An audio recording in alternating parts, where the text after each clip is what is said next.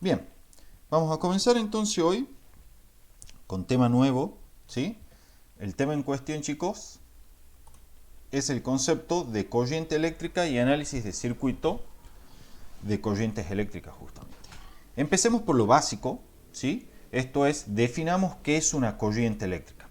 Una corriente eléctrica, chicos, es cualquier flujo neto, esta palabra es clave, neto, de cargas a través de una sección desde una región a otra. ¿Sí? Una corriente es cualquier flujo neto de cargas a través de una sección desde una región a otra. ¿Sí? Por ejemplo, los conductores, antes de alcanzar el equilibrio estático, experimentan corrientes eléctricas a través de su interior. Estas corrientes eléctricas están asociadas a la migración de cargas, es decir, al desplazamiento de las cargas libres o de los portadores de carga, conforme se alcanza la condición de equilibrio estático. ¿Sí? O sea, una corriente eléctrica, por lo tanto, chicos, va a ser cualquier flujo de carga o cualquier desplazamiento neto de carga que tenga lugar de una región a otra. Como para que ustedes lo vean un poquito, digamos, un poquito más gráfico esto. Si ustedes tienen aquí un conductor, ¿sí?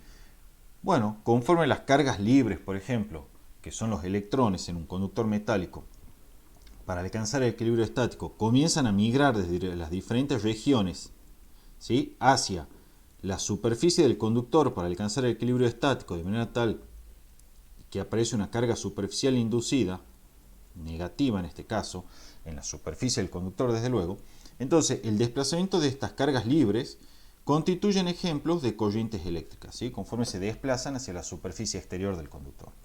Desde luego, en un cable, así hablando en lenguaje muy coloquial, los electrones libres o portadores de carga, cuando yo hablo de portadores de cargas, chicos, me estoy refiriendo a las cargas libres que pueden desplazarse de una región a otra para establecer en definitiva una corriente eléctrica. Bueno, los portadores de carga en los conductores metálicos son los electrones libres o que aparecen en el modelo que le enseñan en química del enlace metálico, ¿sí? El modelo de mar de electrones que se llama. Bueno, en un cable, ¿sí? Que no es más que un conductor metálico, en general de cobre o de aluminio, los electrones libres, que son los portadores de carga, se desplazan con una cierta velocidad media llamada velocidad de deriva, ¿sí? A lo largo del conductor para establecer la corriente. Eso al menos cuando hay alimentación continua, como la que emplean por ejemplo los celulares, ¿sí? Y en general los dispositivos electrónicos. En la corriente alterna el movimiento es un poco más complejo, lo vamos a ver más adelante, es el último tema que vemos en electromagnetismo, que es justamente lo que refiere a corrientes alternas o variables en el tiempo. ¿Sí? Entonces una corriente eléctrica, chicos, es cualquier desplazamiento de cargas o flujo neto de cargas desde una región a otra dentro de un material conductor. Eso en primer lugar. Ya tenemos entonces una definición intuitiva o cualitativa del concepto de corriente eléctrica. Ahora bien, ¿cómo se define esta corriente desde un punto de vista matemático? En primer lugar, la notación para corriente continua va a ser I, ¿sí? La letra I mayúscula. Y matemáticamente la corriente se define como la derivada de la carga respecto del tiempo. En efecto, esta derivada denota o representa la rapidez instantánea a la cual fluye la carga eléctrica por unidad de tiempo a través de una sección transversal de conductor.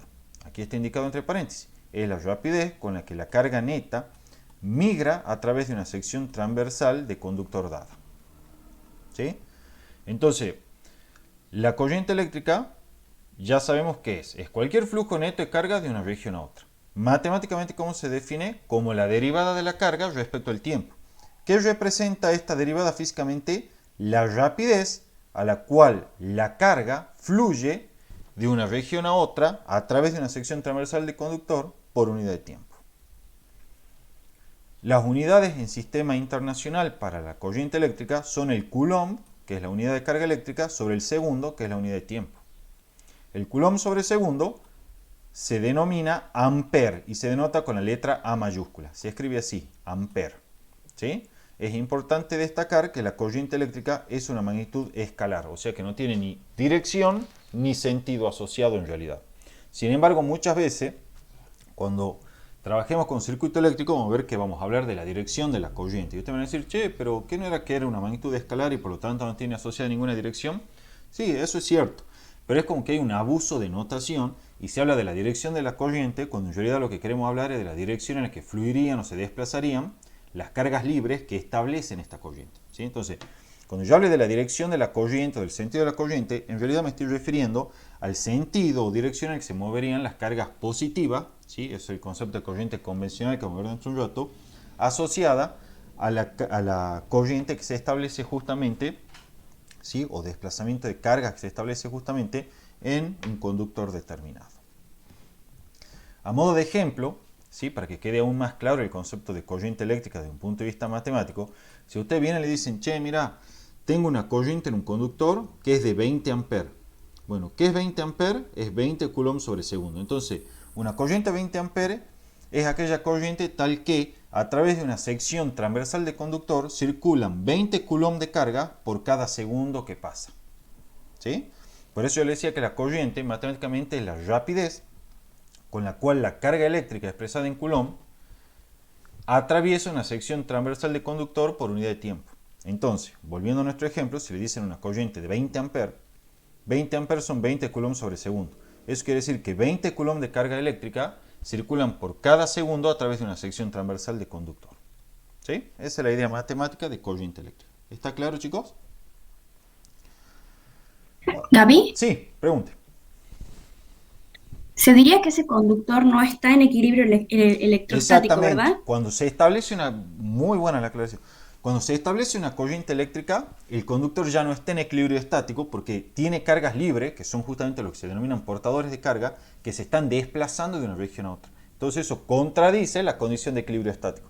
Efectivamente, la rama de la física que estudia las corrientes eléctricas se llama electrodinámica, ¿sí? Dinámica, hace referencia al movimiento. Mientras que la parte anterior que estábamos estudiando era electrostática, ¿sí? Hacía referencia al estudio de las cargas en reposo. En este caso, las cargas ya no están en reposo, sino que se están desplazando para establecer una corriente eléctrica y por lo tanto el conductor no está en condiciones estáticas o en equilibrio electrostático. Exactamente, así es, ¿sí? Ahora bien, esto es importante lo que le voy a leer a continuación. Te van a decir, che, ¿por qué te pones a leer eso si lo podemos encontrar en un libro? Bueno, qué importante enfatizarlo porque esto que le voy a explicar a continuación, que es todo texto, ¿sí? Lo tomaron en el parcial. Te ponen las frasecitas así, vos tenés que ir completando la frase, ¿sí? Te ponen las palabras sueltas abajo, no sé si cuando vendió la autoevaluación ya se encontró con algo así. Te ponen las frases abajo, digamos, las palabras sueltas y vos tenés que ir completando la frase de manera correcta. Uno de los puntos de parcial del año pasado consistía en describir el fenómeno de producción de una corriente eléctrica en un conductor dado. Entonces, por lo tanto, aquí lo vamos a explicar. Entonces, ¿cómo se produce una corriente en un conductor, chicos? Fíjense, en primer lugar, acá tenemos un esquemita, obviamente hiper simplificado, de un conductor. Esto que estoy marcando en negro vendría a ser la frontera de mi conductor. Por ejemplo, los bordes del cable en el cual se va a establecer la corriente eléctrica. A su vez, este conductor, supuesto metálico, ¿sí? Puede ser cobre, aluminio, etc., tiene portadores de carga, donde los portadores de carga en este caso son los electrones libres, que ustedes ya conocen que están presentes en los materiales conductores metálicos como el aluminio o el cobre, ¿sí? Bien, veamos las dos situaciones notorias bajo las cuales se va a encontrar este conductor. En la primera de ellas, que es la que vamos a describir a continuación, no existe ningún campo eléctrico dentro del conductor. Entonces veamos. Aquí empiezo a leer desde la derecha. Sin campo eléctrico, no existe un desplazamiento neto de las cargas libres de una región a otra del conductor. En otras palabras, mientras no haya un campo eléctrico en el interior de este conductor, no se va a establecer una corriente eléctrica, no va a haber un desplazamiento neto de carga eléctrica de una región a otra. En cambio, ¿qué es lo que está ocurriendo, chicos? En cambio, ¿sí? Las cargas libres o portadores de carga, como son en este caso los electrones libres, se mueven al azar, de manera similar a lo que ocurre en las partículas de un gas como vimos en física 2. ¿Se acuerdan en física 2 cuando estudiamos la teoría cinética molecular? Decíamos que el movimiento de las partículas contenidas en el gas era totalmente aleatorio y esto significaba que las partículas se movían en todas las direcciones sin tener preferencia por ninguna de ellas, ¿sí? Era totalmente aleatorio el movimiento. Las partículas se movían en todas las direcciones. Bueno, eso es lo que ocurre con los electrones libres o los portadores de cargas dentro de este conductor metálico. Estos electrones libres, como el que están dibujados acá en el esquemita, ¿sí? se mueven en direcciones totalmente al azar, como se observa aquí, fíjense. Primero se mueve en esta dirección, luego pasa a esta dirección, luego a esta dirección, luego a esta dirección, y así sucesivamente, ¿sí? Se mueven en direcciones totalmente al azar. Ustedes que ya han cursado Física 1, tienen que preguntarme, che, ¿y por qué cambia de dirección? Porque si cambia de dirección es porque está interactuando con alguien, ¿sí? O si alguien tiene que estar ejerciendo una fuerza dentro del marco de la mecánica clásica sobre esas cargas libres para que éstas cambien de dirección. Bueno, lo que ocurre justamente es que estas cargas libres, chicos, mientras se encuentran en el conductor, colisionan con otras cargas libres vecinas y además colisionan o interactúan con los núcleos positivos de los iones que constituyen la estructura metálica del conductor. ¿Sí? Ellas, digamos, estas colisiones, quiero decir, son las que explican los cambios de direcciones totalmente al azar que experimentan estas cargas libres. Entonces, a resumidas cuentas, no tenemos campo eléctrico, entonces no hay un flujo neto de carga, no hay corriente eléctrica. Pero ojo, las cargas libres tienen un movimiento totalmente al azar, el cual se puede comparar al que tienen o experimentan las partículas de un gas contenido en un cierto recipiente, ¿sí? No hay desplazamiento neto. Aquí está enfatizado entre paréntesis, ¿sí? No hay corriente, pues no hay un flujo neto de cargas, ¿sí?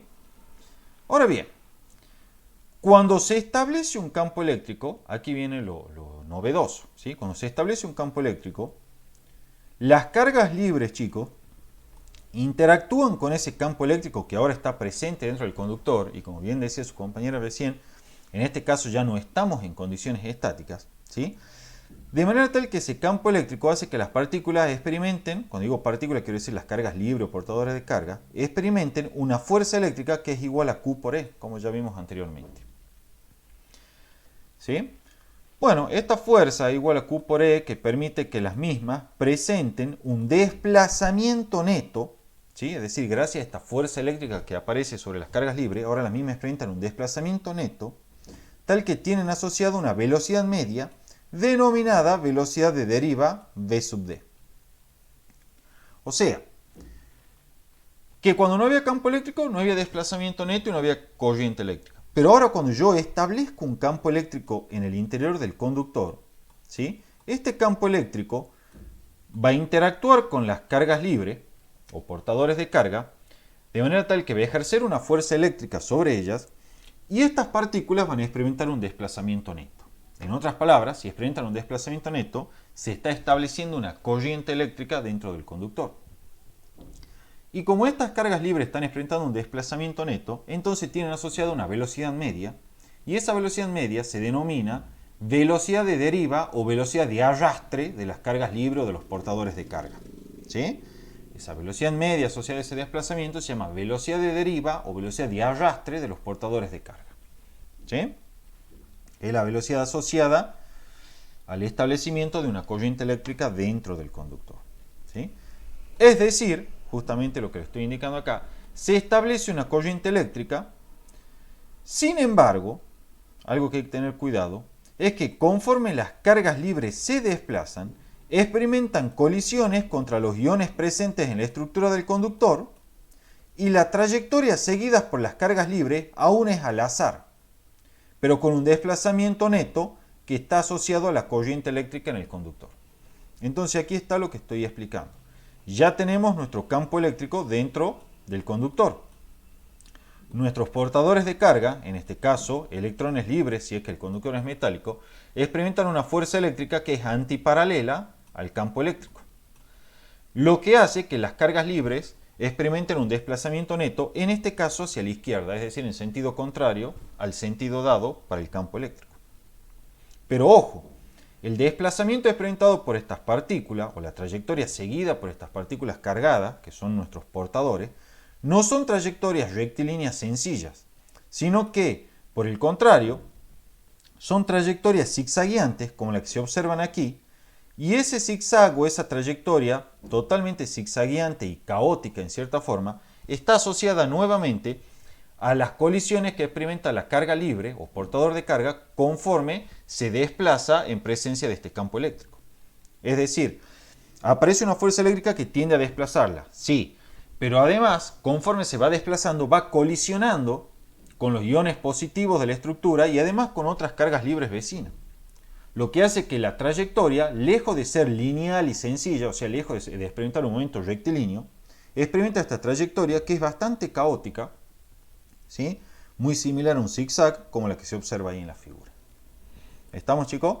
Sin embargo, lo importante acá es que nuestra carga efectivamente, miren, experimenta un desplazamiento neto y por lo tanto se establece una corriente eléctrica en el conductor, porque hay un flujo neto de cargas de una región a otra, ¿sí? Pero es importante que ustedes tengan presente que la trayectoria del desplazamiento no es que van todas las carguitas así, una a la par de otra en trayectoria rectilínea, no.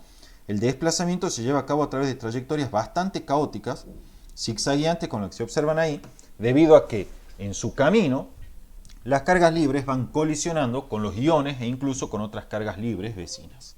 ¿Sí? Eso es importante. ¿Profe? Sí, Entonces, para que exista la corriente eléctrica, el campo tiene que ser distinto de cero exactamente. y las Así es. cargas puntuales se tienen que desplazar, ¿verdad? Exactamente, Maxi. Así es. Exactamente. Eso es lo que decía Ximena recién, ¿sí? Que no estábamos en condiciones de equilibrio estático y por lo tanto tenía que haber un campo eléctrico no nulo dentro del conductor. ¿Sí? De hecho, fíjense, aquí está indicado también el vector de velocidad de deriva, que obviamente es en el sentido en el cual se desplazan las partículas cargadas o portadores de carga.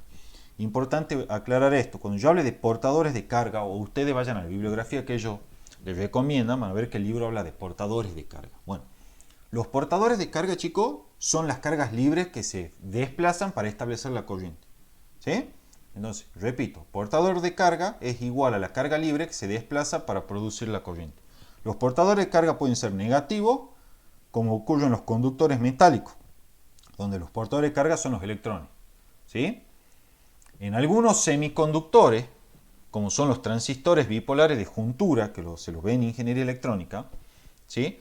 Los portadores de carga son positivos. ¿Sí? Y en otros conductores, como son las soluciones iónicas, por ejemplo, de cloruro de sodio, los portadores de carga son tanto positivos como negativos. Porque son positivos los portadores de carga asociados al ion sodio y negativos los portadores de carga asociados al ion cloruro. ¿Sí? Bueno, esa es entonces hasta acá la idea bajo la cual se establecen las corrientes eléctricas. Vamos a ver enseguida, a continuación, hasta aquí nadie me preguntó cómo se establece este campo eléctrico. Bueno, les voy adelantando, este campo eléctrico, chicos, se establece a través de una batería o dispositivo de FEM en general. ¿Sí? Las baterías, las pilas, cuando ustedes instalan una pila en un dispositivo electrónico porque funcione, ese es el dispositivo que se encarga de mantener una diferencia de potencial y por lo tanto establecer este campo eléctrico, que es el que me va a producir que se establezcan en última instancia las corrientes eléctricas en las diferentes partes del circuito que hacen funcionar el aparato. ¿Sí? Entonces ese campo eléctrico es producido por las pilas, así hablando en criollo, por las pilas o por las baterías. ¿Sí? Ellas son las que se encargan de mantener y establecer el campo eléctrico, el campo eléctrico con su correspondiente diferencia potencial, ¿sí? Para así poder establecer la corriente eléctrica en las diferentes ramas del circuito. Es importante también aclarar algo. Ustedes seguramente van a notar, cuando ponen a cargar, por ejemplo, el celular, que ¿qué ocurre con el trafo del cargador? Empieza como a calentarse, ¿verdad? Incluso el mismo celular lo tocan atrás y empieza a elevar su temperatura. Bueno, expliquemos a nivel microscópico a qué se debe esto. Fíjense, entre colisiones consecutivas, ¿cuáles son estas colisiones consecutivas? Hemos dicho que las cargas libres, conforme se van moviendo, van chocando con los iones de la estructura metálica. ¿Sí? Bueno, entonces, entre cada par de colisiones consecutivas, el campo eléctrico realiza un trabajo sobre las cargas libres, incrementando su energía cinética. ¿Sí? Sin embargo, al volver a colisionar de nuevo contra uno de los iones de la estructura, lo que va a ocurrir es que la energía cinética de la carga libre es transferida al ion que ahora vibra con mayor amplitud en torno a su posición de equilibrio. Es decir, lo que está ocurriendo es lo siguiente. Conforme la carga libre se va moviendo, supongo que en este caso la velocidad de deriva es hacia la derecha, esta va colisionando, ¿sí?, con los núcleos positivos asociados a la estructura metálica. Cuando esta carga libre o portadora de carga colisiona con este ion positivo, que constituye el núcleo de los átomos de la estructura, entonces este ion positivo empieza a vibrar con mayor amplitud en torno a su posición de equilibrio.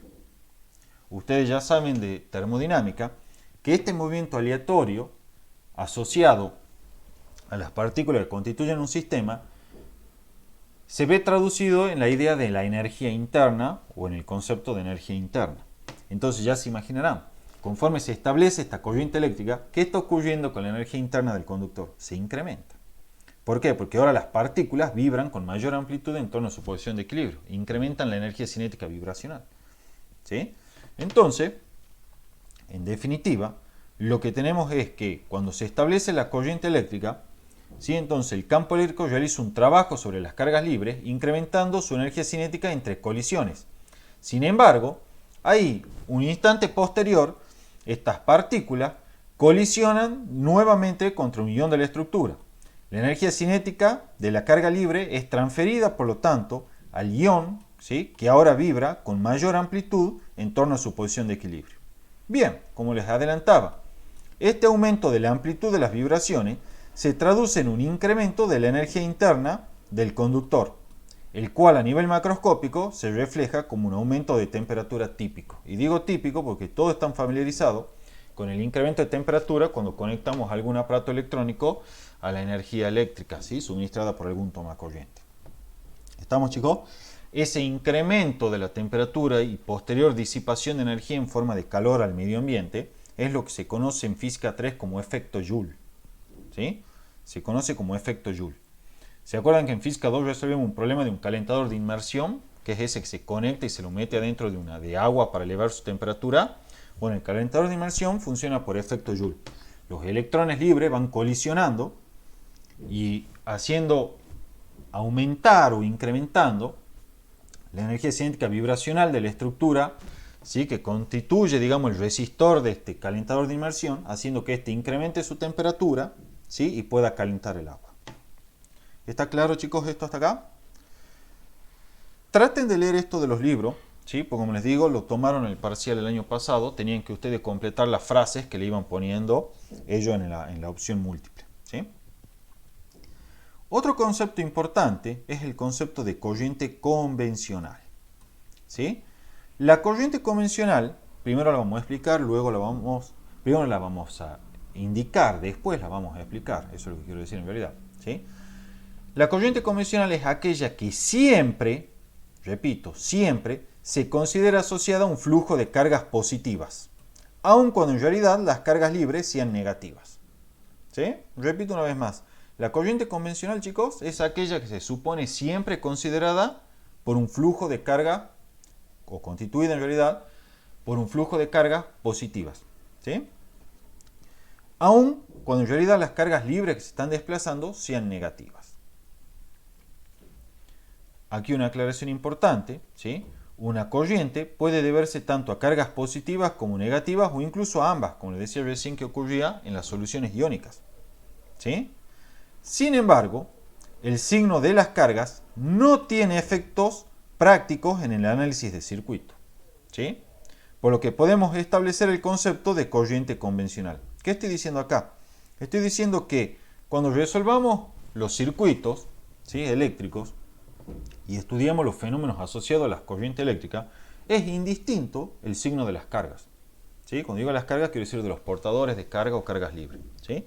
No importa si estas son positivas o negativas, ya que en general vamos a ver que para un dispositivo de FEM dado instalado en una cierta dirección y sentido, ¿sí? Independientemente de si las cargas libres son positivas o negativas, los efectos que vamos a percibir, al menos a nivel macroscópico, son los mismos, ya sea que las cargas sean positivas o negativas, ¿sí? Entonces, en la práctica no interesa demasiado el signo de los portadores de carga, ¿sí? No interesa demasiado, porque, insisto, cuando nosotros armemos un circuito con una cierta dirección de FEM, cuando digo cierta dirección es cómo yo la voy a instalar esa FEM, qué polaridad le voy a dar, ya lo vamos a ver más adelante, ¿sí?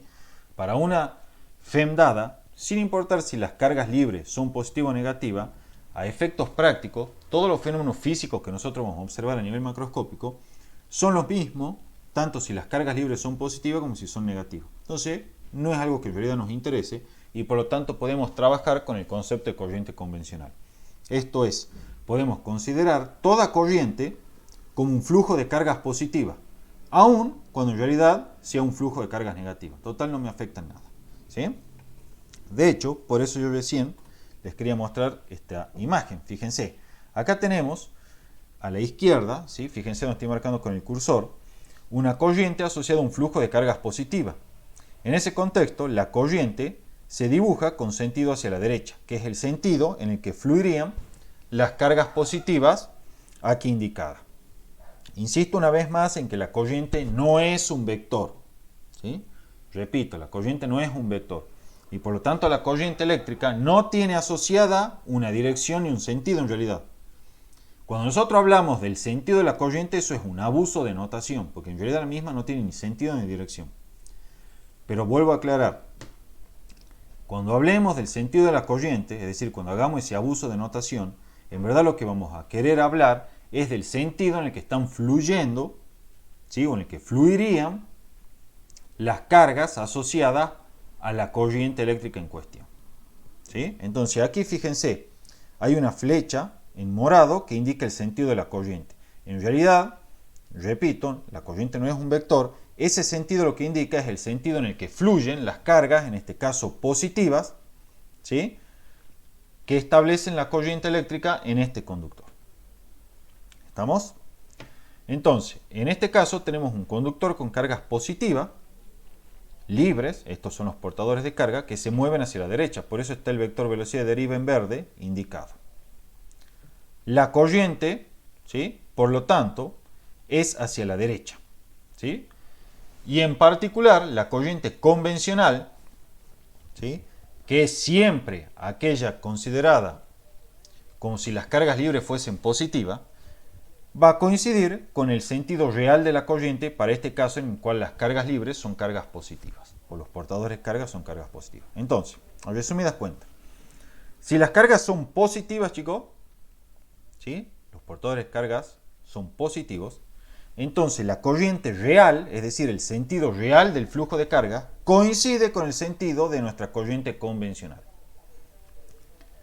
Destaco que el sentido de la corriente convencional en realidad es el sentido en el cual se moverían o desplazarían las cargas libres consideradas positivas. Pero recuerden que la corriente no es un vector porque eso lo pregunto, ¿sí? Ahora bien, ¿qué ocurre si los portadores de cargas son negativos, como lo que se observan acá? Como ocurre, por ejemplo, en los conductores metálicos. En estos casos, fíjense, la velocidad de deriva para un campo eléctrico orientado hacia la derecha es hacia la izquierda, es decir, antiparalela es la velocidad de deriva al vector de campo eléctrico. Algo que es obvio, porque la fuerza eléctrica, chicos, en este caso, al ser las cargas negativas, actúan en sentido opuesto al vector de campo eléctrico. Una vez más aquí vamos a tener lo siguiente. Si bien acá el flujo de carga es hacia la izquierda, ¿sí? El flujo de cargas negativas es hacia la izquierda, es decir, el sentido real de la corriente es hacia la izquierda, se sigue empleando el concepto de corriente convencional. Es decir, aun cuando las cargas libres son negativas, nosotros dibujamos el sentido o consideramos el sentido de la corriente como aquel, ¿sí? Que estaría asociado a un flujo de cargas positivas. Entonces, en este caso, donde las cargas libres o portadores de cargas son negativos, el sentido convencional de la corriente, indicado acá en morado, abajo, es aún hacia la derecha. Es decir, el sentido convencional de la corriente se considera como si las cargas libres o portadores de carga fuesen positivos, aún cuando en realidad son negativos, como en este caso. ¿Sí? Entonces, a resumidas cuentas, y a modo de síntesis para ya cerrar esta parte y que quede claro. En primer lugar, por más que sea reiterativo, pero quiero que quede claro porque si no siempre meten la pata. La corriente no es un vector. No es un vector, no tiene ni dirección ni sentido asociado. Sin embargo, muchas veces vamos a hacer un abuso de notación y vamos a hablar del sentido de la corriente. Cuando hablemos del sentido de la corriente, en realidad estamos hablando del sentido en el que fluirían las cargas libres dentro de un conductor. ¿Sí? Bien, eso por un lado. En segundo lugar, vamos a trabajar siempre con lo que se denomina corriente convencional. ¿Qué es la corriente convencional? Es aquella corriente que se considera siempre asociada a un flujo de cargas positivas, aun a sabiendas de que en ciertos conductores como los metálicos, el flujo de carga en verdad es negativo. ¿Sí? Es decir, las cargas asociadas a ese flujo son cargas con signo negativo. En efecto, cuando yo tengo un conductor en donde los portadores de carga son positivas, la corriente real y la corriente convencional van a coincidir en sentido. Es decir, la corriente real es hacia la derecha en este dibujito y la corriente convencional también es hacia la derecha. Porque efectivamente en este caso donde los portadores de carga son positivos, obviamente el flujo real de cargas coincide con el flujo de la corriente convencional que siempre se considera como si fuese de cargas positivas. En el caso de un conductor metálico donde los portadores de carga son negativos, el sentido de la corriente real, esto es el flujo o el sentido del flujo de las cargas negativas en tal conductor, sería en este caso, como se muestra en la figura, a la izquierda, es decir, en sentido opuesto al vector de campo eléctrico.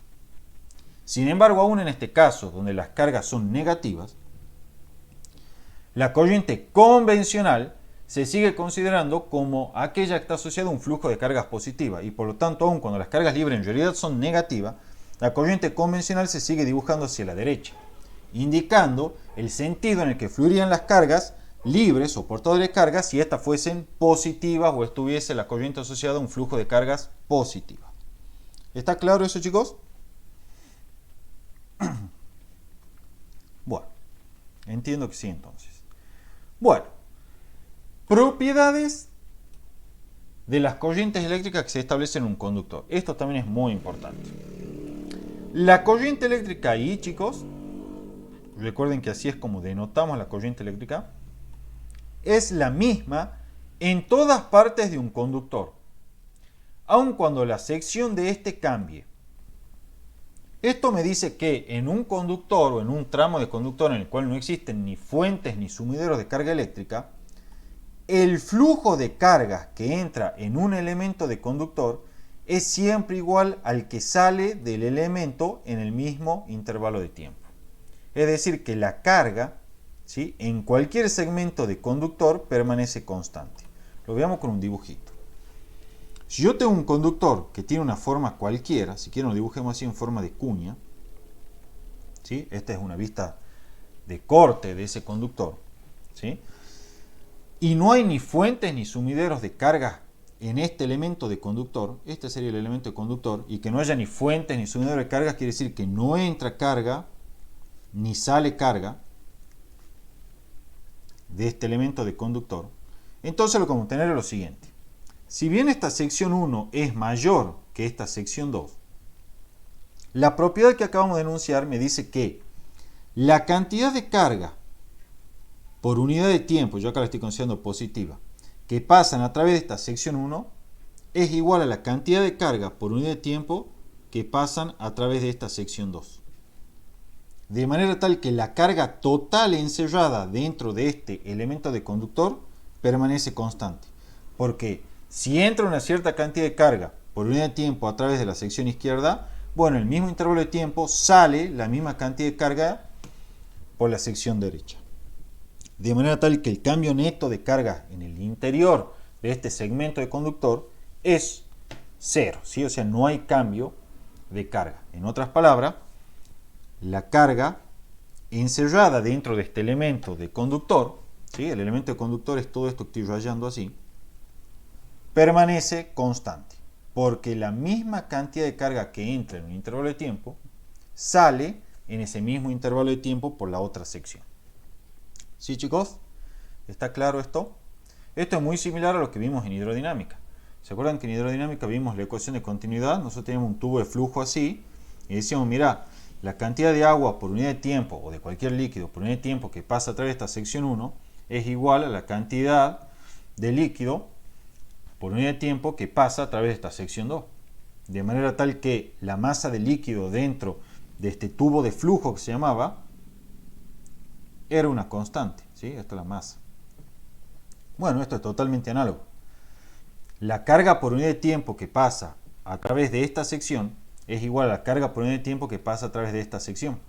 De manera tal que la carga total encerrada en este elemento conductor es una constante en el tiempo. Desde luego, aquí veníamos hablando de la carga que pasa por unidad de tiempo. Pero ¿qué es la carga que pasa por unidad de tiempo? ¿Qué definimos como carga que pasa por unidad de tiempo? A la corriente eléctrica. ¿Sí? Entonces lo que estamos diciendo es que la corriente eléctrica a través de todas las secciones de un conductor es siempre la misma, aun cuando esta sección cambie. ¿Sí? Porque hasta aquí, como les digo, veníamos hablando de carga por unidad de tiempo, pero eso es justamente la corriente eléctrica.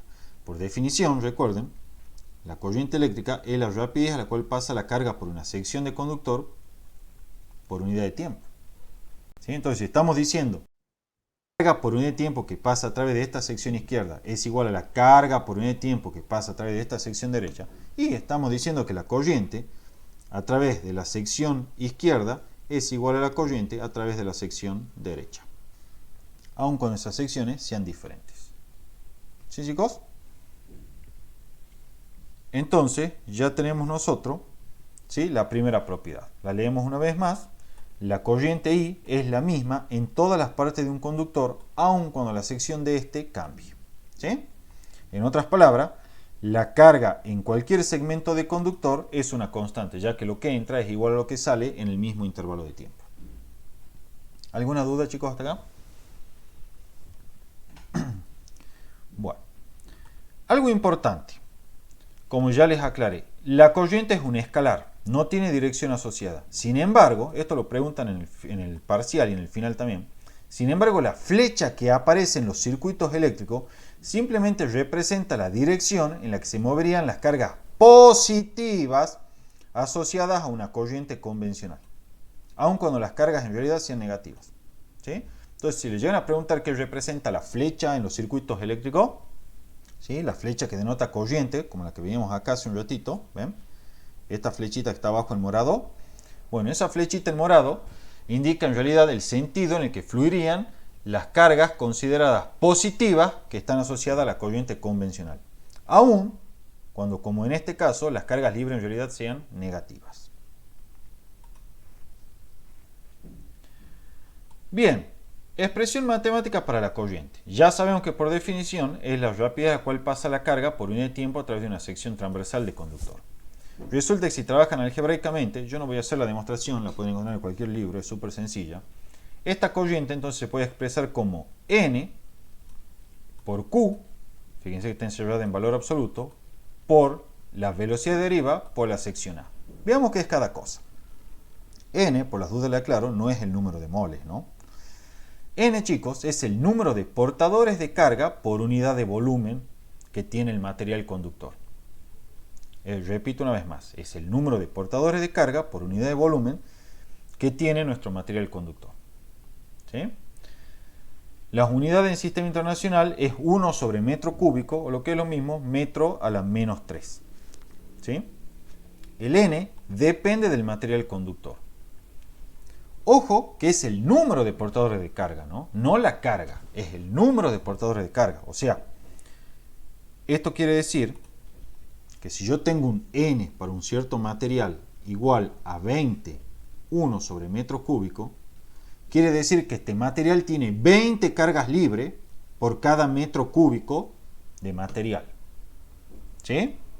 Pero no estoy diciendo que es 20 coulomb, por favor, no se confundan. Simplemente las estoy contando a la carga como si fuesen pelotitas. ¿Sí? Hay 20 cargas libres por cada metro cúbico de conductor. Si yo quisiera saber cuánto es la carga por unidad de volumen, o sea, la carga libre por unidad de volumen, entonces debería multiplicar el N por el valor de la carga Q de cada carga libre. Y ahí sí obtendría una expresión que es coulomb sobre metro cúbico, que me estaría diciendo cuánta carga expresada en coulomb por metro cúbico tiene mi conductor. Cuánta carga libre expresada en coulomb por metro cúbico tiene mi conductor. ¿Sí? Pero el N a secas, chicos, insisto, no involucra la unidad de coulomb. Cuando yo digo número de cargas por unidad de volumen, quiero decir justamente eso. ¿Cuántas cargas hay? Las cuento. 1, 2, 3, 4, 5, 6, etc. ¿Sí? Entonces el N igual a 20, 1 sobre metro cúbico, quiere decir que hay, por ejemplo, en un conductor, obviamente los números son muchísimo mayores que esto, ¿no? Yo simplemente para poner un número sencillo, pero si me dicen que un conductor tiene 20 portadores de carga por unidad de volumen, quiere decir que si yo vengo y agarro un volumen de un metro cúbico de ese conductor, entonces voy a tener 1, 2, 3, 4, 5, bueno, etcétera, 20 cargas libres dispuestas a desplazarse para establecer una corriente eléctrica en ese metro cúbico de conductor. ¿Sí? Bien, ese es el N. El N depende del material, es una propiedad del material. Obviamente, mientras más grande sea el N, mejor conductor es el material. B sub D es el módulo de la velocidad de deriva, expresada en metros sobre segundo en el sistema internacional. Y A, como ya se imaginarán, es la sección transversal del conductor, expresada en metro cuadrado, a través de la cual se establece la corriente eléctrica. ¿Sí? O sea, si nosotros tenemos nuestro conductor acá dibujado como en perspectiva, esa es su sección transversal, entonces esta es la sección A través de las cuales circulan las cargas libres con una cierta velocidad de deriva o de arrastre cuando se establece la corriente eléctrica. Perdón. ¿Profe? Sí, Una consulta, ¿la velocidad de deriva tiene la misma dirección y sentido que la fuerza eléctrica vendría a ser? sí, que la fuerza eléctrica sí. Exacto, que la fuerza eléctrica sí. Exactamente, así es, Maximo. ¿Sí? Bueno, el módulo de Q es la magnitud de la carga libre, ¿sí? Expresada ahora sí en Coulomb. En el caso particular, ahora vamos a ver el concepto de densidad de corriente. En el caso particular que la corriente se distribuye uniformemente por toda la sección del conductor, entonces la densidad de corriente, chicos, que se denota con la letra J, ¿sí? Se calcula de la siguiente forma. El módulo del vector densidad de corriente, porque sí, ya me estoy adelantando, es un vector, es la corriente establecida a través de un conductor dividida en la sección a través de la cual pasa esa corriente. En base a esta expresión que encontramos aquí, si yo paso la sección A dividiendo para acá, voy a encontrar entonces que la densidad de corriente, en módulo, que es la corriente sobre el área, es N por el módulo de Q por la velocidad de deriva. Es lo que está escrito acá. ¿Sí?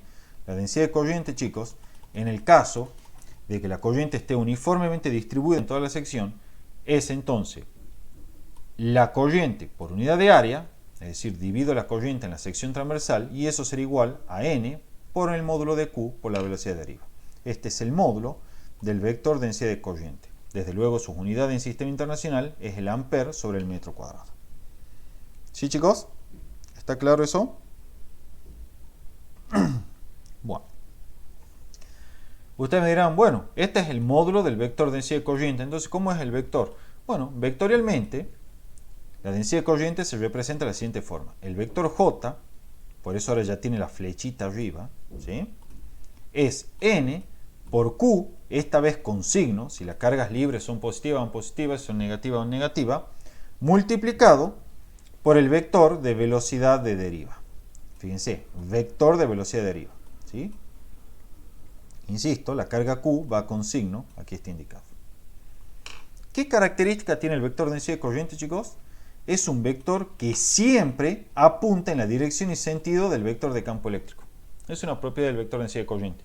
Siempre, sin excepción, sin importar si los portadores de carga son positivo o negativo, siempre el vector de densidad de corriente apunta en la dirección del sentido del campo eléctrico. ¿Sí? Y como la dirección y sentido del campo eléctrico es la dirección y sentido de la corriente convencional, entonces concluimos que el vector de densidad de corriente apunta en la dirección y sentido del flujo de cargas positivas, es decir, de la corriente convencional. ¿Estamos? Eso es relativamente fácil de ver. Imagínense que ustedes tienen un conductor acá que tiene cargas libres negativas, como ocurre en los conductores metálicos. Y el campo eléctrico está aplicado hacia la derecha. ¿Sí? Entonces, como bien te decía yo recién, Maxi, la velocidad de deriva será en este caso en sentido opuesto al campo eléctrico, ¿sí? Para el caso de estas cargas que son negativas, ¿sí? Porque la velocidad de deriva tiene el sentido de la fuerza eléctrica.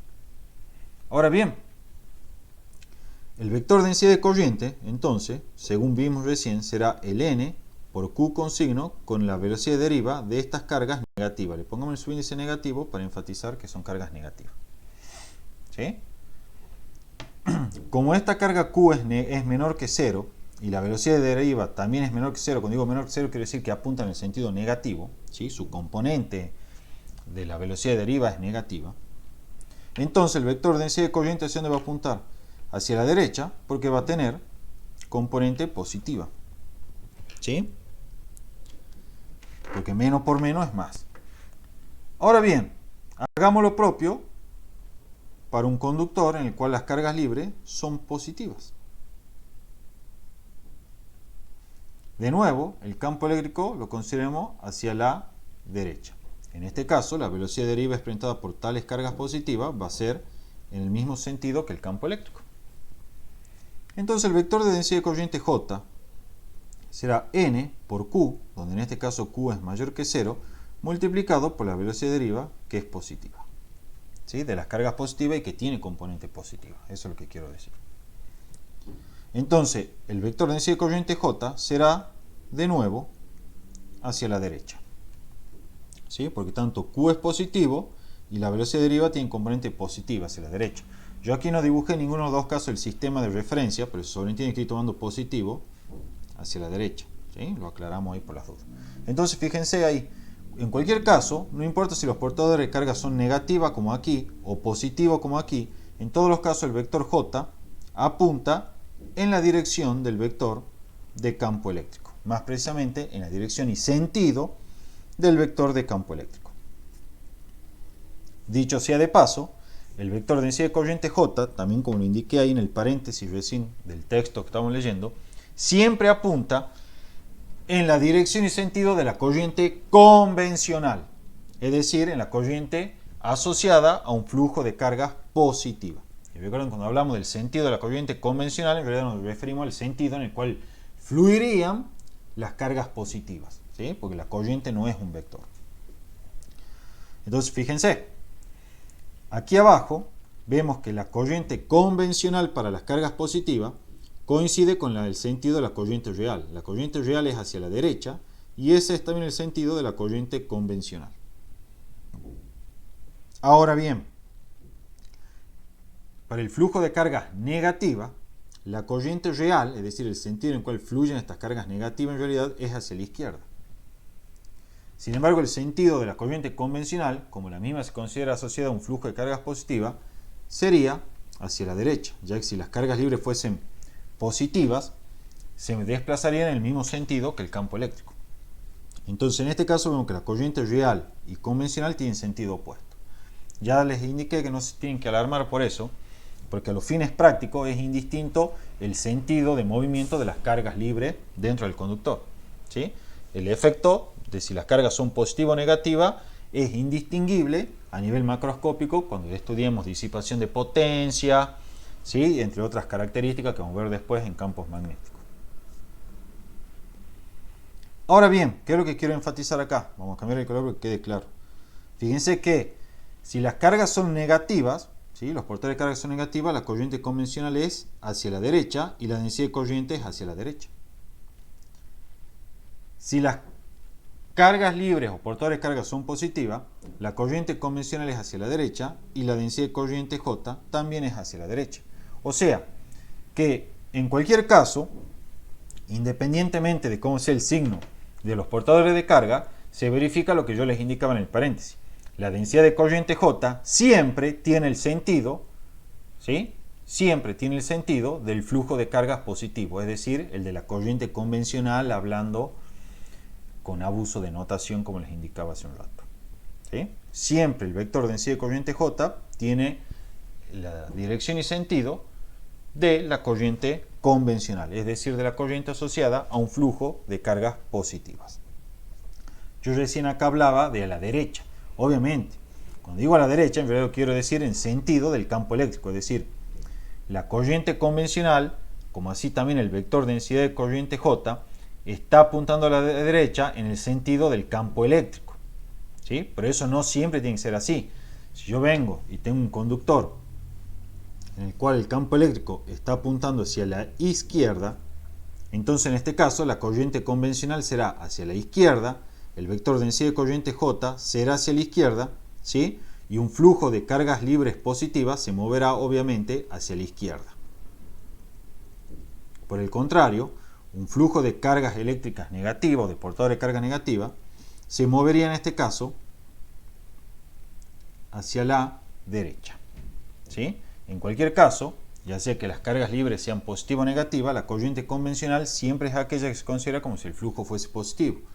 Entonces, iría, en cualquier caso, hacia la izquierda, tanto si estamos en un conductor metálico, donde las cargas libres son negativas, o en algún tipo de semiconductor, donde los portadores de carga son positivos. Y lo mismo para el vector de densidad de corriente J. Sin importar si los portadores de carga son positivo o negativo, y por tanto sin importar si en realidad se mueven hacia la izquierda o hacia la derecha, el vector de densidad de corriente J siempre apunta en el sentido del campo eléctrico. En el caso del campo eléctrico hacia la izquierda, entonces el vector de densidad de corriente J apunta hacia la izquierda. Y en particular, al igual que lo que veíamos recién, la corriente convencional y el vector de densidad de corriente J apuntan en el mismo sentido. En este caso hacia la izquierda. Entonces, cuidado. La densidad de corriente J, como así también la corriente convencional y el campo eléctrico, pueden apuntar hacia la derecha o hacia la izquierda. Pero en cualquier caso, siempre la corriente convencional, el campo eléctrico y la densidad de corriente J apuntan en el mismo sentido. O todos a la derecha o todos a la izquierda. O todos arriba o todos abajo. ¿Sí? Eso para que quede claro. Sin importar el signo de los portadores de carga. ¿Entendido, chicos? Ya estamos terminando la clase de hoy. ¿Sí? Hay veces, como yo les decía a ustedes, en los conductores que presentan, como las soluciones iónicas, tanto cargas libres positivas como negativas, ¿sí? Que vamos a tener entonces corrientes o flujo de cargas en ambos sentidos. ¿Sí? En un sentido se van a desplazar las cargas positivas y en otro sentido las cargas negativas. Bueno, ¿cómo calculamos la corriente en ese caso? Veamos. Si sobre un conductor hay cargas con distintos signos desplazándose simultáneamente en el mismo campo eléctrico, entonces la corriente total, ¿sí? Que la denotamos como I total, es simplemente la suma de las corrientes asociadas a los portadores de cargas positivos más la corriente asociada a los portadores de cargas negativos. Esto es, N más, que es el número de portadores de cargas positivos por unidad de volumen, multiplicado por la magnitud de carga de cada portador de carga positivo, por la velocidad de deriva de cada portador de carga positivo y por la sección A través de la cual se desplazan estos portadores. Ese primer paréntesis representa la corriente asociada a los portadores positivos. El segundo paréntesis representa la corriente asociada a los portadores de carga negativos y se calculará como el número de portadores de carga negativo por unidad de volumen multiplicado por la magnitud de carga, por eso va con valor absoluto, ¿sí? De estos portadores de carga negativo, por la velocidad de deriva o de arrastre de los portadores de carga negativo y por la sección A través de las cuales se desplaza. Al sumar estas dos componentes de corriente, una para los portadores positivos y otra para los negativos, obtenemos la corriente total a través del conductor cuando sobre este se desplazan, ¿sí? Tanto cargas positivas como cargas negativas. ¿Qué es lo que ocurre en las soluciones iónicas, como por ejemplo la de cloruro de sodio? ¿Sí? De manera análoga se puede calcular el vector de densidad de corriente J resultante. Simplemente se suma la densidad de corriente J asociada a los portadores positivos y la densidad de corriente J asociada a los portadores negativos. Como ya saben, sin importar si los portadores de carga son positivos o negativos, los vectores de densidad de corriente apuntan en el sentido del campo eléctrico. Por lo tanto, en este caso, tanto el J asociado a los portadores positivos como el J asociado a los portadores de carga negativo van a apuntar en el mismo sentido. Por ejemplo, si el campo eléctrico viene así, entonces el J de los portadores positivos también será así y el J de los portadores negativos también será así. Si el campo eléctrico apunta en este sentido, es decir, hacia la izquierda, de nuevo, el J asociado a los portadores de carga positivo apuntará en sentido del campo y el J asociado a los portadores de cargas negativos también apuntará en el sentido del campo. Siempre, sin excepción, el vector de densidad J apunta en sentido del campo eléctrico sin importar si los portadores de carga son positivos o negativos. Por último, a veces le preguntan esto, si ustedes quieren obtener la corriente eléctrica a partir del vector de densidad de corriente J, lo que deben hacer es evaluar esta integral de superficie. ¿Sí? Deben evaluar la integral de superficie del vector de densidad de corriente a lo largo de la superficie a través de la cual quieren calcular la corriente que circula. Entonces, para que quede más claro, si ustedes vienen y le dan una cierta superficie, vamos a dibujarla así, para que sea más general. Una cierta superficie así, vamos a dibujar acá las curvas reticulares que se llaman, ¿sí? Y quieren calcular la corriente que circula a través de esa superficie, que es la superficie S, lo que deben hacer es subdividir esta superficie en muchos elementos de áreas pequeñitos. A cada uno de esos elementos de área le asocian un vector de densidad de corriente J, ¿sí? Y el correspondiente vector de área, que como ya saben ustedes, es perpendicular a los elementos en cada punto de estos elementos. Y el módulo de ese vector diferencial de área es el área de ese elemento.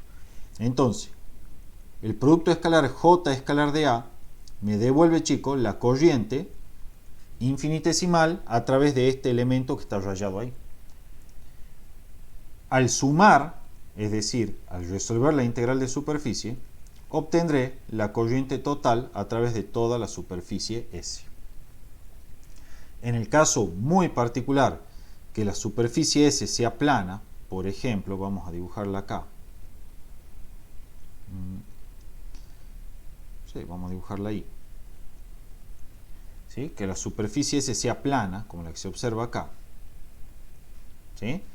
Y el vector J, supongamos, esté entrando a la pantalla, como se observa ahí, y obviamente yo tomo un vector área también que entre hacia la pantalla, como se observa ahí. Bueno, si el JS es constante, o sea, es uniforme para toda esa sección plana, entonces la corriente, chicos, esto está en el práctico, creo que le piden, es directamente el producto escalar del vector de densidad de corriente por la sección A, mejor dicho, por el vector área A, ¿sí? Es un caso particular de esta integral de superficie. Cuando el J es igual a constante, o sea, es uniforme, tiene el mismo valor en todos los puntos de la sección, y además la sección es plana, entonces esa integral de superficie se reduce a este producto escalar, que es el producto escalar del vector de densidad de corriente por el vector área, ¿sí? En este caso particular, además, como el vector de densidad de corriente y el vector área apuntan en el mismo sentido, este producto escalar a su vez es el módulo del vector J por el módulo del área por el coseno de 0, entonces quedará J por A.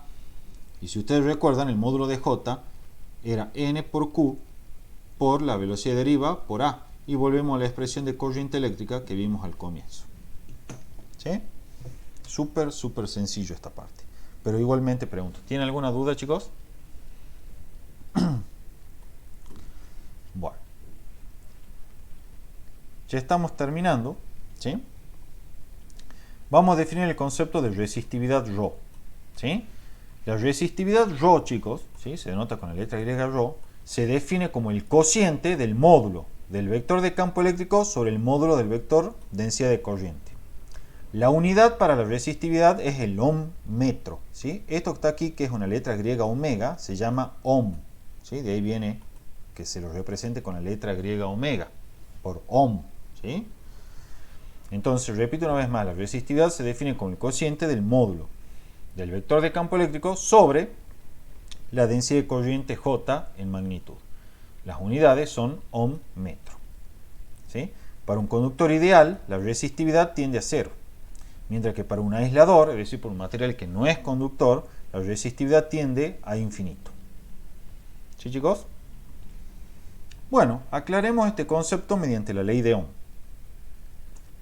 La ley de Ohm, ¿sí? La vamos a enunciar ahora en una primera instancia en forma microscópica y después la vamos a ver en términos macroscópicos.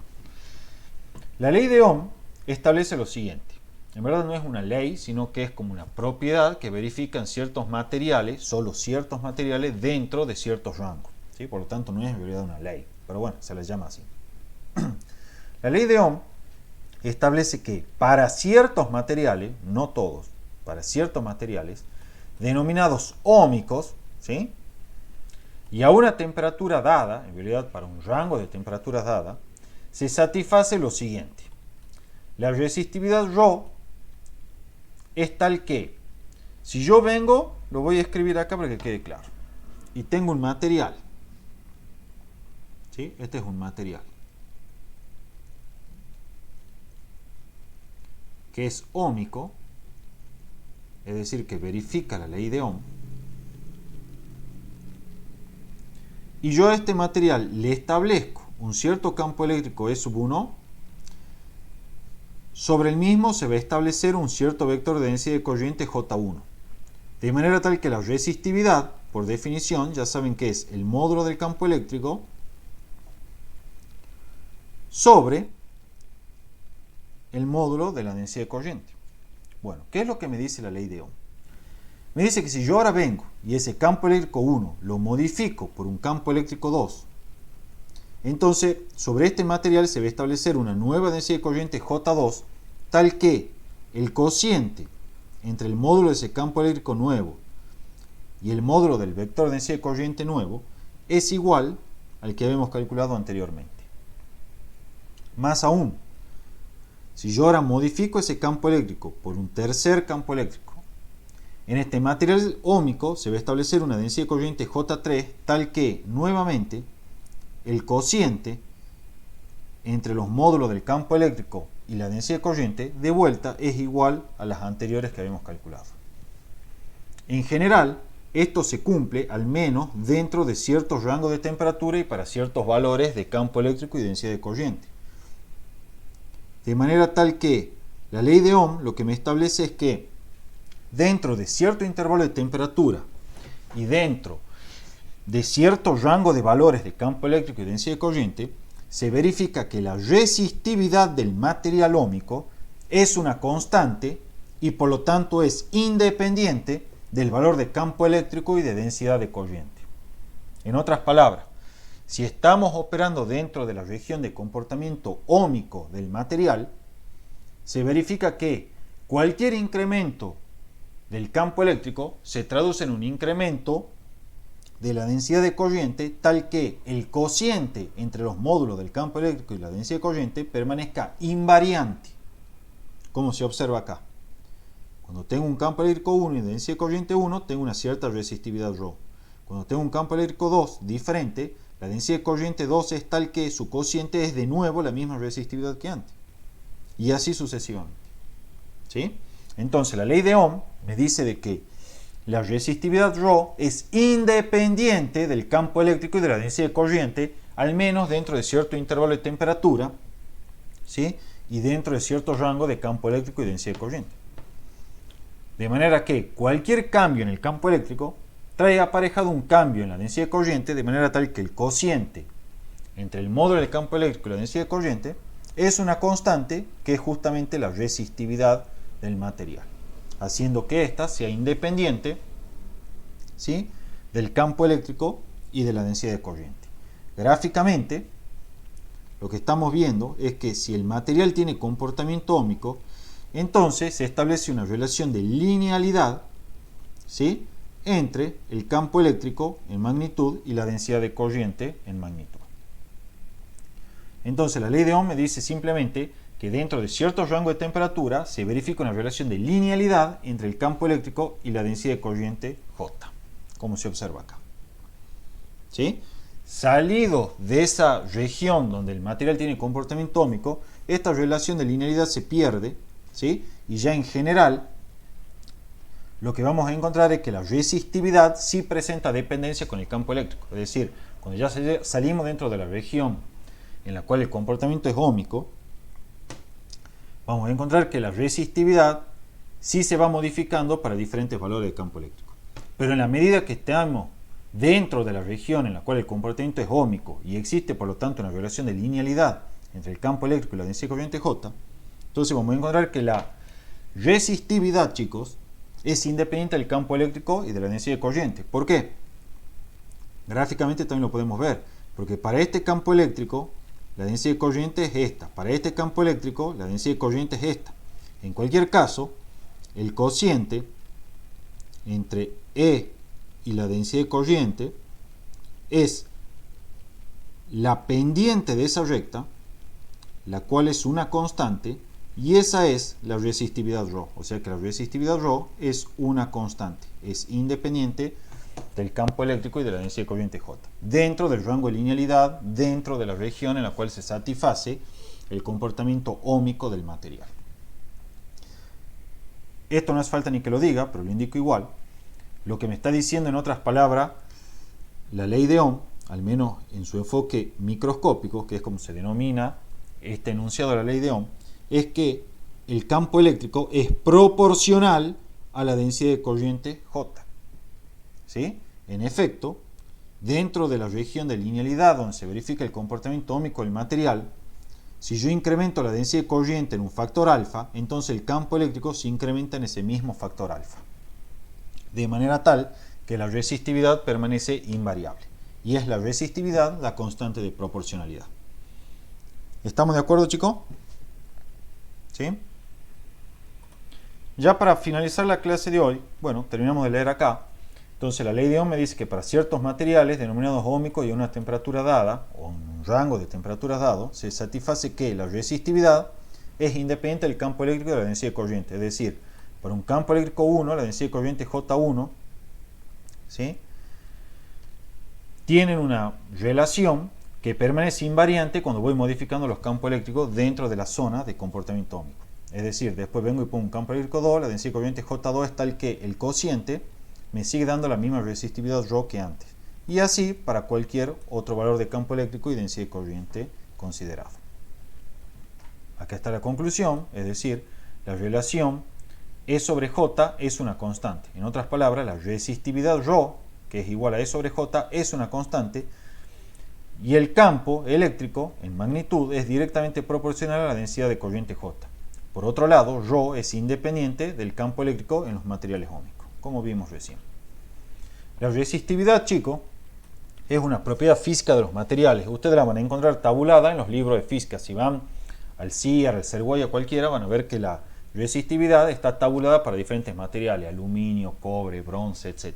¿Sí? Y la resistividad presenta, como casi todas las propiedades físicas, dependencia con la temperatura. Cuando vean esto les va a parecer muy similar a algo que ya vieron el año pasado en Física 2. La resistividad a una temperatura dada T es igual a la resistividad inicial a una temperatura inicial de referencia multiplicada por, paréntesis, 1 más alfa por delta de T. Esto es igual a ¿qué, chicos? A las expresiones de dilatación que veíamos, ¿sí?, en Física 2. Igual, idéntico. Solamente que en vez de hablar de una longitud o un volumen, hablamos de resistividad. ¿Sí? Donde, como ya les dije, ρ de T es la resistividad del material a la temperatura T grande. ρ inicial es la resistividad, a la temperatura de referencia T inicial. Y delta de T es, desde luego, el cambio de temperatura experimentado por el material. Alfa, por las dudas, si le aclaro, no se llama coeficiente de dilatación, para nada. Aquí se llama simplemente coeficiente de temperatura. Por más que la ecuación es idéntica a la que vimos en Física 2, esto no tiene nada que ver con la dilatación lineal, ¿sí? Se llama coeficiente de temperatura, pero eso sí, las unidades son las mismas que las del coeficiente de dilatación lineal. 1 sobre grado Celsius o 1 sobre Kelvin. Y vale lo que veíamos en su momento en Física 2, de que el coeficiente de temperatura expresado en 1 sobre grado Celsius coincide numéricamente con el coeficiente de temperatura expresado en 1 sobre Kelvin. ¿Sí? Bien. Ahora sí, para finalizar la clase de hoy, aquí sí ya terminamos, chicos, fuentes y análisis de circuitos, vemos la próxima clase. ¿Sí? La resistencia eléctrica R de un material conductor se define de la siguiente forma. R, es decir, la resistencia, es la diferencia de potencial a la cual está sometido el conductor sobre la corriente establecida en ese conductor cuando la diferencia de potencial es este valor B que está aquí indicado. La resistencia eléctrica se expresa en ohms, ¿sí?, y se denota con esta letra griega omega que está ahí. ¿Sí? Esto que está ahí, como ya les había adelantado recién, se lee ohm. ¿Sí? Bueno, aquí está indicado donde ves la diferencia de potencial e I es la corriente en amperes. O sea que cuando yo tengo un cierto material y quiero calcular la resistencia que tiene asociada a ese material, vengo y mido la diferencia de potencial establecida en ese material conductor. Y vengo y mido la corriente establecida en ese material conductor para esta diferencia de potencial. Luego la resistencia R del material, por definición, es la tensión. Cuando yo hable de tensión en circuito eléctrico, lo mismo que diferencia potencial, ¿sí? V es tensión y es lo mismo que diferencia de potencial. ¿sí? La diferencia de potencial es la diferencia potencial que existe entre los extremos del conductor, ¿sí? Por ejemplo, podría escribirlo así. Entonces, esto así denota la diferencia de potencial entre los terminales A y B o extremos A y B de mi material conductor. Bueno, la resistencia eléctrica para ese material se define como la diferencia potencial a la cual está sometida el conductor sobre la corriente que aparece sobre ese conductor cuando la diferencia potencial es esa, ¿sí? Esto se mide en ohms. Y acá viene la principal aclaración del día. Yo sé que los que han tenido circuitos eléctricos o física en el secundario, los profesores vienen y le dicen, ah, mira, esto así, V igual a I por R, ah, listo, esto es la ley de Ohm. No, esa no es la ley de Ohm, chicos. Ya vimos recién lo que es la ley de Ohm. Esta no es la ley de Ohm. Esta es la definición de resistencia, ¿sí? De hecho, esa definición de resistencia, ¿sí?, tal y como se ve acá, es válida tanto para materiales óhmicos, es decir, que verifican la ley de Ohm, como materiales no óhmicos, es decir, que no verifican la ley de Ohm.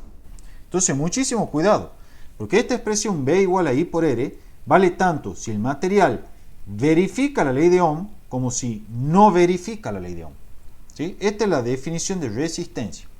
Siempre la resistencia es la diferencia de potencial V sobre la corriente I. No me importa si el material verifica o no la ley de Ohm. Siempre es así. Entonces, cuidado con eso, ¿sí? Aquí está indicado. R igual a V sobre I es la definición de resistencia. Esta expresión no es la ley de Ohm. Y de hecho vale tanto para materiales óhmicos y no óhmicos. Es decir, estos últimos materiales no óhmicos son en los cuales no se verifica la ley de Ohm. O sea que, independientemente de si se verifica o no la ley de Ohm, siempre vale esa ecuación porque es una definición. Es la definición de resistencia. Ahora ustedes se preguntarán, che, ¿y cuál es la diferencia entonces si el material es óhmico o no óhmico desde el punto de vista de la resistencia? Bueno, es muy sencillo, chicos. Miren, se lo explico para que quede claro que esto también se lo preguntan en los múltiples choice. Tenemos el conductor. Supongo en un primer caso que este material conductor es óhmico, ¿sí? Eso quiere decir que verifica la ley de Ohm, ¿sí? La verifica. Bien, ¿qué es lo que va a ocurrir con la resistencia si el material es óhmico? Va a ocurrir lo siguiente. Yo vengo a este material y lo someto a una cierta diferencia de potencial. Lo llamemos potencial AB, que es la diferencia potencial entre sus extremos. Y se establece una cierta corriente, ¿sí?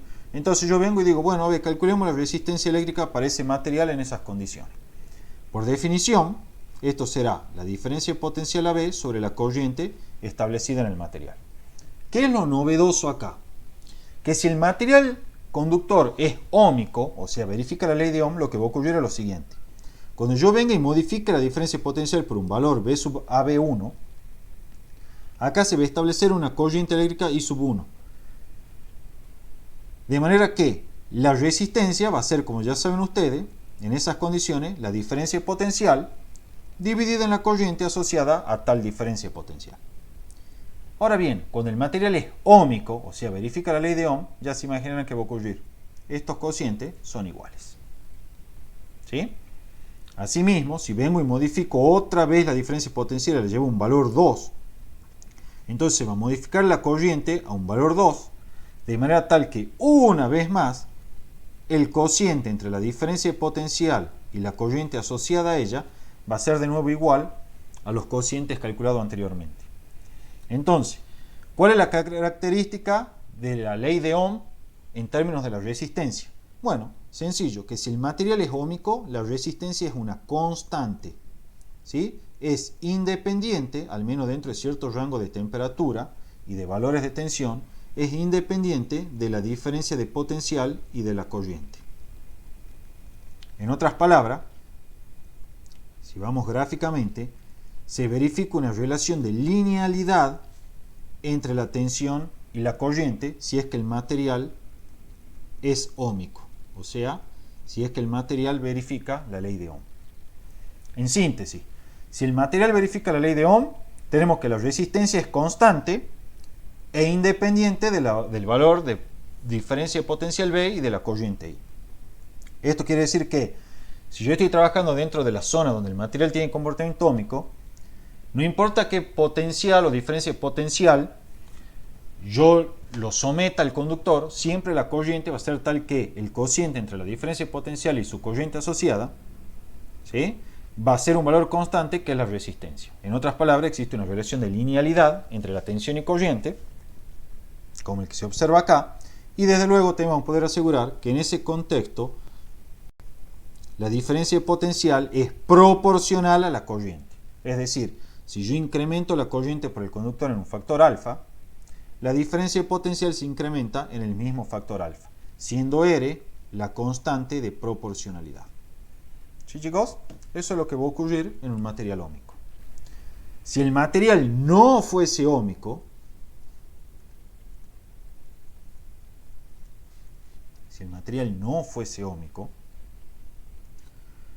ya no se verifica la relación de linealidad entre la tensión y la corriente. En este caso, lo que vamos a tener es que si yo someto este material no óhmico a una cierta diferencia de potencial, como ya no V1, se va a establecer una corriente I1. ¿Sí? La resistencia asociada va a ser entonces, por definición, V1 sobre I1. Ahora bien, si yo vengo y someto este material no óhmico a una tensión V2, se va a establecer una corriente I2. ¿Pero qué va a ocurrir? La resistencia asociada, que es por definición V2 sobre I2, va a ser distinta de la resistencia original que habíamos calculado para la tensión 1 y corriente 1. O sea, ya no se verifica la relación de linealidad entre la tensión y la corriente por un material óhmico. Y en general, para diferentes tensiones vamos a tener diferentes valores de resistencia. O para diferentes valores de corriente vamos a tener diferentes valores de resistencia. En otras palabras, la resistencia acá sí depende de la tensión y la corriente, porque para diferentes tensiones y corriente vamos a tener en general diferente resistencia. Un ejemplo de material no óhmico, esto también lo piden, chicos, para ver si han leído los libros, por eso lo enseño. Ustedes lo conocen a esta altura, por lo menos lo han escuchado nombrar, los famosos diodos, ¿sí? El LED, cuando ustedes hablan del LED, me compro un televisor LED, quiere decir diodo emisor de luz, eso son las siglas de LED. ¿Sí? Es diodo emisor de luz. La curva característica de un diodo, como puede ser un diodo de silicio, para la corriente y la tensión es esta, mira.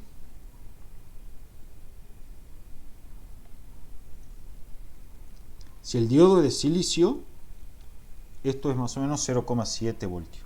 Entonces, fíjense, ¿hay una relación de linealidad entre la tensión y la corriente? Para nada. Yo veo esa curva y me doy cuenta que dependiendo de qué valor de tensión esté considerando, voy a tener un valor de resistencia diferente. ¿Sí? Para esta tensión voy a tener esta corriente asociada y voy a tener un valor de resistencia. Desde luego, ese valor de resistencia nada va a tener que ver con el valor de resistencia para este valor de tensión y este valor de corriente. ¿Sí? Aquí voy a sacar un valor de resistencia R2 que es distinto de R1. Recuerden que la resistencia en cualquier caso es la tensión sobre la corriente.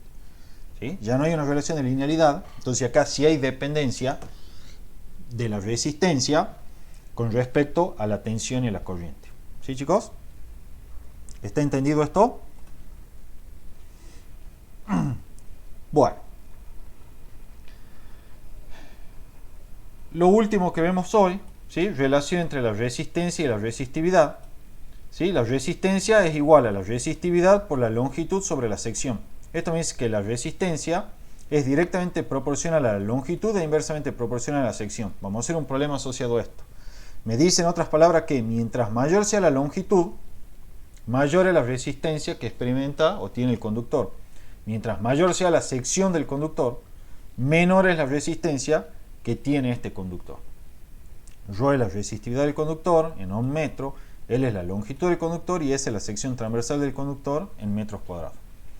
Una aclaración importante es que esta ecuación, resistencia igual a Rho por L sobre S, solo vale si el conductor es de sección constante. Es decir, la sección del conductor permanece constante a lo largo de la longitud del mismo. De lo contrario, se recurre a la integración. ¿Sí? Por último, La relación de la resistencia aérea y la temperatura también es totalmente análoga a la ecuación que vimos en física 2. La resistencia de un conductor a una cierta temperatura T dada es igual a la resistencia inicial que tiene el conductor a una temperatura inicial de referencia, multiplicado por 1 más alfa por delta de T. Donde alfa, de nuevo, chicos, es el mismo coeficiente de temperatura que vimos recién, y delta de T, desde luego, es el cambio de temperatura experimentado por el material. ¿Sí?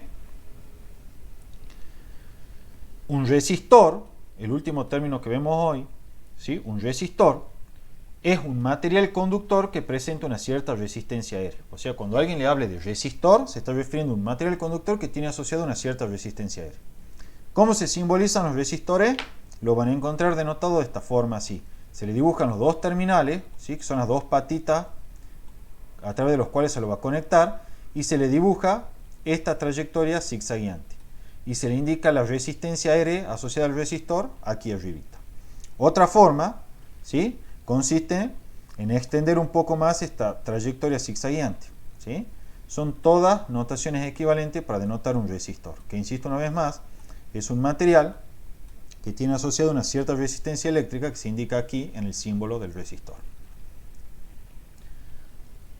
Este es el esquema con el cual lo van a ver en un circuito eléctrico, ¿sí? Aquí está dibujada o indicada la corriente convencional que circula a través del resistor, es decir, la corriente asociada a un flujo de cargas positiva. No me interesa si en realidad es negativa la carga libre, siempre vamos a trabajar con la corriente convencional.